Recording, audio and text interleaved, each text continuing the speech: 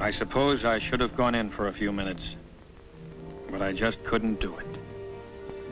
Burying someone from a family you've known from childhood, someone cut down in the prime of life, well, it's hard to take. I could say goodbye from here. Besides, I could do more good out on the road. I could keep trying to prevent other people from killing themselves in their cars and bringing to other families, like the Dixons in there, that heartbreak that never quite heals. It was hard to believe that just a few days before, the Dixon family had been as happy and contented a group of people as you'd find anywhere. Frank Jr. had just come home from college to give his dad a little help on the farm for the summer.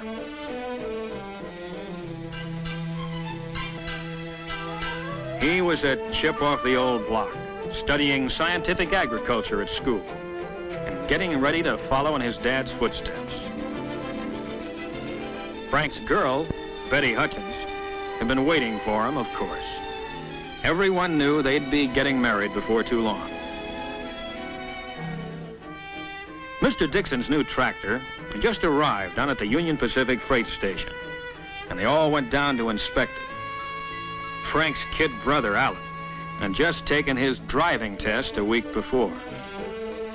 Alan sure wanted to drive his dad's new tractor, but until he actually received the license, Dad Dixon wasn't letting him on the highway, not even on a tractor.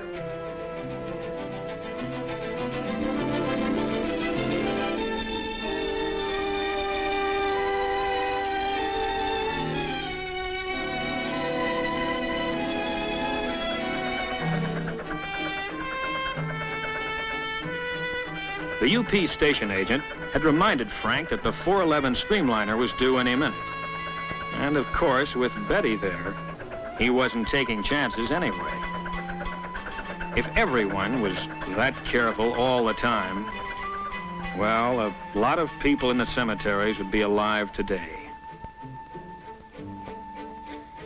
It was the next Monday that Alan Dixon's first driver's license arrived in a noon mail delivery.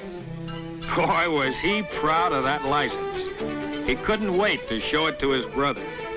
After all, your first license is sort of a milestone. It means all the roads are now open to you. He was proud of the license, naturally, and just as naturally, wanted to make use of it on any errand that his dad or his mother or his grandfather could think of. The only trouble was, I had to choose that moment to drive in and spoil things. Of course, when you've known a family as long as I'd known the Dixons, they don't treat you as a cop, but as a friend. Well, thanks, Miss Dixon. Looks like you're going to have another Dixon to worry about, Hal. Alan got his driver's license. Oh, is that right? Well, let me see it, would you? You bet. Well, I guess that makes it official. When'd you get it? Just came today. Oh, just today, huh? Why'd I see you out driving on Highway 30 yesterday morning? This is my fault. I let him take the car to go and see his girl. I'm sorry I let him have it. I shouldn't have done it. Alan shouldn't have asked for the car. No, he shouldn't have. Fine way to be starting your driving career. Violation already. I'm sorry. Well, it's only a technical violation. I didn't come here to arrest you, Alan. I knew you'd be getting that license any day now, and I thought this would be a good time to come by and tell you a few of the facts of life about driving before you get started. Now, these are accident reports from my headquarters. Each figure represents someone injured or killed in the state. On city streets, farm roads, highways, and railroad crossings. All the facts and figures are here. Well, some of them you've read about in the papers. Big, spectacular crashes caused by terrific speed, or drunk driving, or some other form of what I call near insanity. But most people only squeeze the law a little, at stop signs, in restricted speed zones, and the like. Little violations that most people get away with time after time. Maybe getting a ticket, or a warning like Frank Jr. did, but without getting hurt. But those little violations, those little chances you take day by day, that's where you start playing roulette with your life. You're taking a big gamble with your life when you violate a no passing line on the road. You're taking a big chance on the car in front when you follow too closely at highway speeds. Maybe a man will do these things 100 times in perfect safety. Squeeze the law and nothing happens. But don't forget that other law, the law of average. Sooner or later, it catches up with you. Now, this accident was number 1 for the driver involved. First one he'd ever had. But it was his last one, too. He took one little chance too many. Frank is taking too many chances in his car. Oh, he'll be all right. Won't he, Hal? He'll be all right if he takes to heart what I told him about signs. Signs of life. That's what stop signs and all the other road signs really are. And missing one of them as you drive along, or just ignoring it, well, that's one of those little things that kills people. Wherever there's a hazard on the road, there's usually a sign to tell you about it, like a curve warning, or a right-of-way sign, narrow bridge, signals ahead, do not enter, no passing, and many others. But for too many drivers, a stop sign like this, for example, has no importance unless they can see cars crossing the road ahead right now. A school crossing sign. For some drivers, seems to mean little or nothing. Unless there are children actually crossing the street at that moment. As for railroad crossings, some drivers act as if the warning signs and tracks don't even exist. Unless there's a streamliner passing by right in front of them. And even then, hard as it is to believe, there are many accidents where the driver ran past 3 warning signs and straight into the side of a moving train. It has happened in broad daylight, but it happens even more often at night. That's when the warning sign, the signal, the crossbuck are really your signs of life. Yes, the sign is still there, but you have to be twice as alert to see it. If you hadn't seen the signs, this train might come as a surprise to you.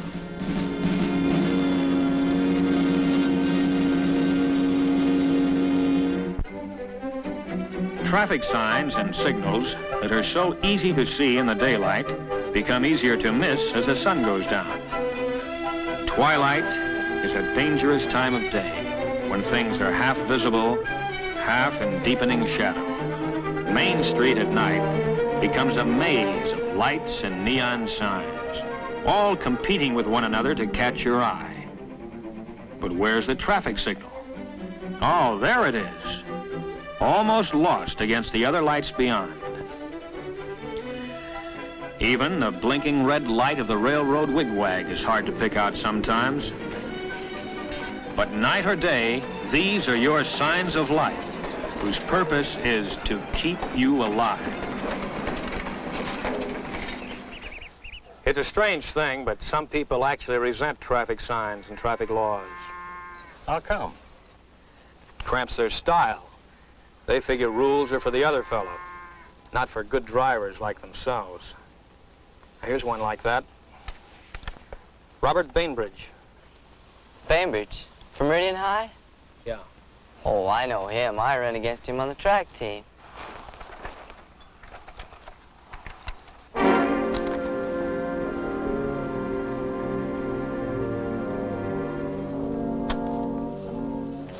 I knew him.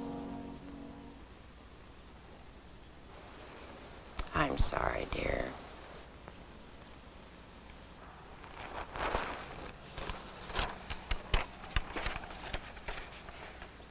Robert Bainbridge, age 17. Occupation, student. Place of accident, Lone Tree Road near Meridian. Date, June 2nd. Time, 4:17. Weather clear and dry.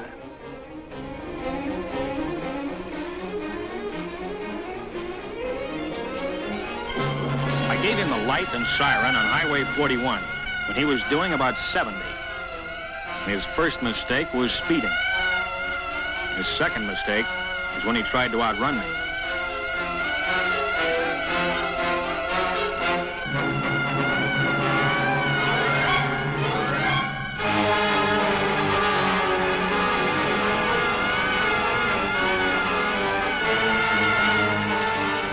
Then he turned off into Lone Tree Road.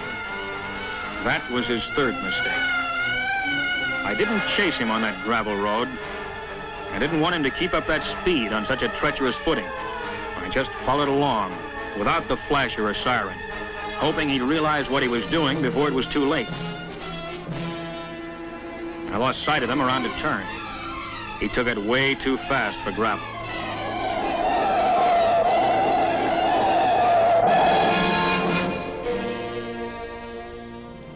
When I rounded the turn, the road ahead was empty.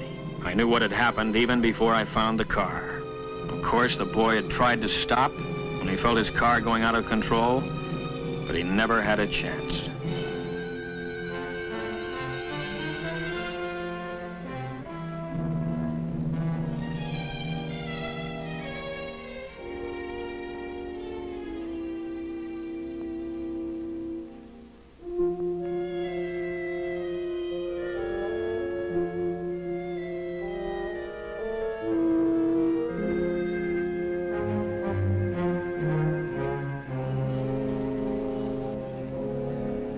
I can't understand it. Why did he do it? You tell me. That's one thing the reports don't show. Why people do things with a car that make no sense at all. Well, I guess a young fellow in a car figures he's quick enough to save himself. Quick enough? If a human body could match a machine. When you get to be my age, you slow down. Well, you can remember the old days, can't you, Mr. Dixon? Yep.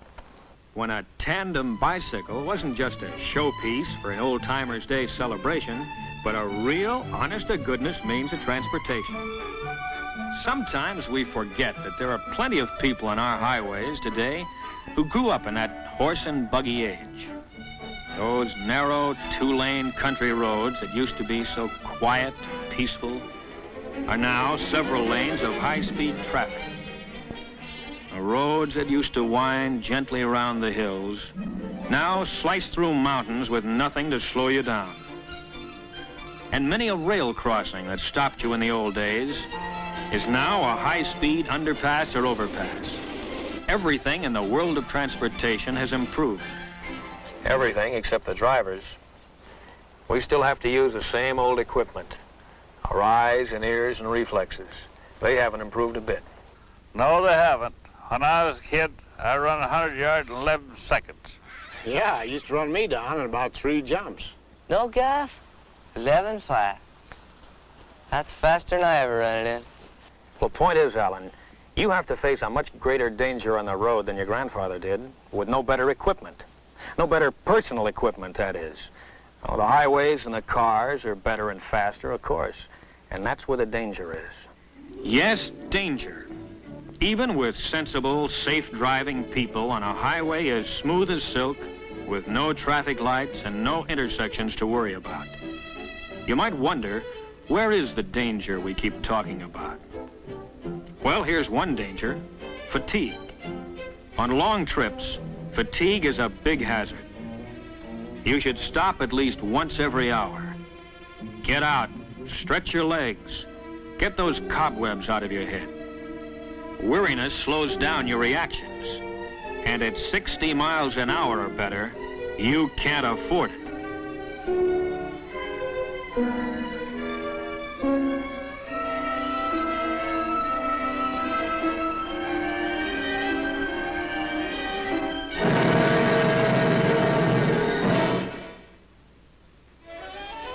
And here is still another danger: lack of attention to the road.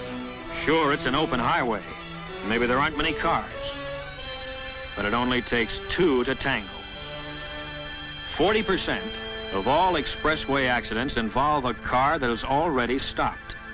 On the road, part way on, or not far enough off. This is an invitation to disaster.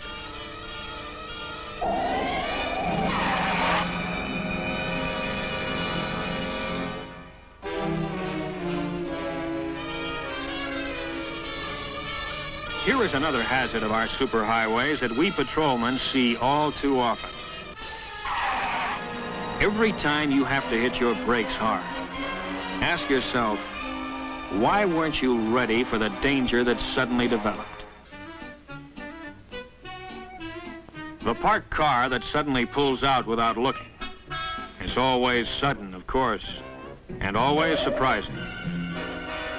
The man who decides at the last moment to make a turn. The entering car that fails to yield the right of way. Well, sure, the other fellow's often wrong, and if he causes a crash, it's all his fault. But you may be dead just the same. In a lot of accidents, it's pretty hard to tell just who is to blame, isn't it, Hal? Impossible to tell sometimes. But there's one kind of accident where there's never a single doubt. What's that? At a railroad crossing. Yep, the train sure has the right-of-way. You know, the railroad's been here for almost 4 generations. Every farm family in these parts uses the railroad to ship their crops. We all like to ride the trains. But why is it so many people don't see the trains at the crossings? It seems impossible that anyone could fail to see or hear a train in motion. A locomotive is certainly big enough, and the train of cars behind it may be as much as a mile long. And yet, many people who have lived through a crossing accident will say, where did the train come from? I never saw it until it was right on top of me. Where did it come from? Well, it came on the rails. It couldn't come from anywhere else. But if you paid no attention to the signs, didn't look, and didn't listen, then to you it came out of nowhere. An approaching train starts the signal while it is still some distance away. Never try to guess how far away. Don't guess at all. And don't be impatient, because the train's coming and it can't stop.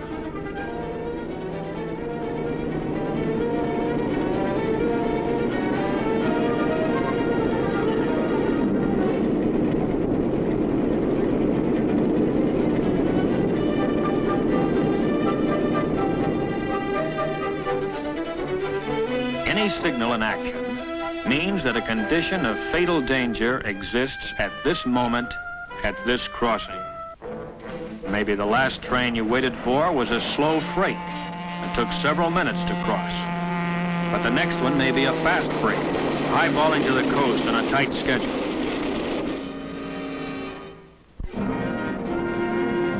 Remember that many freight trains today are faster than passenger trains of 15 years ago.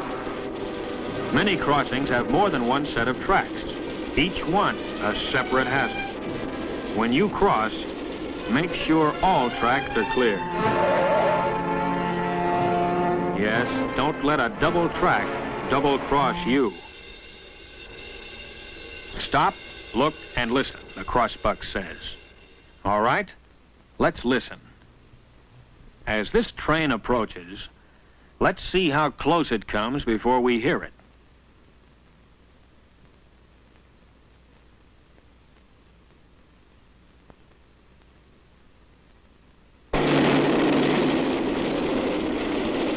Now, where did that train come from? Where does any train come from? It comes on the rails, of course. And who gets killed at the crossing? Someone who's crossed that same track at the same place 1,000 times before. But just one time he didn't look. One time is all it takes.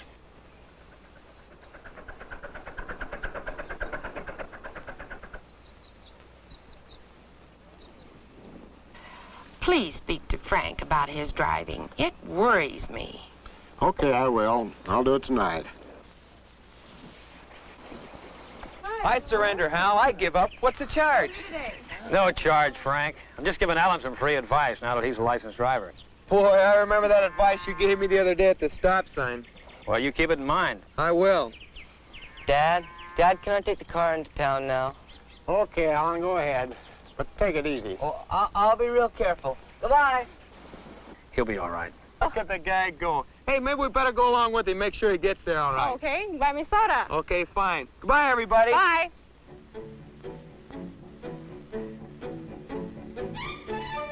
So, there went Alan with his new driver's license, and Frank and Betty right behind, on as nice a summer day as you could wish for.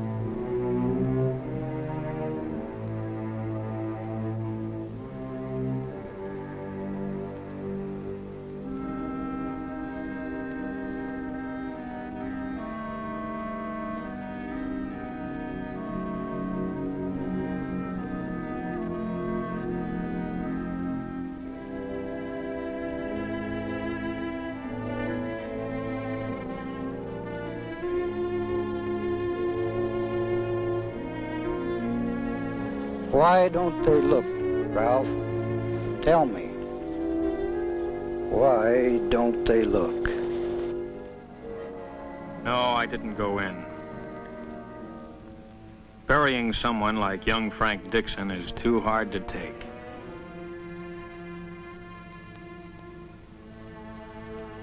My place was out on the road. Out on the road, I could at least try to keep other people from killing themselves in their cars.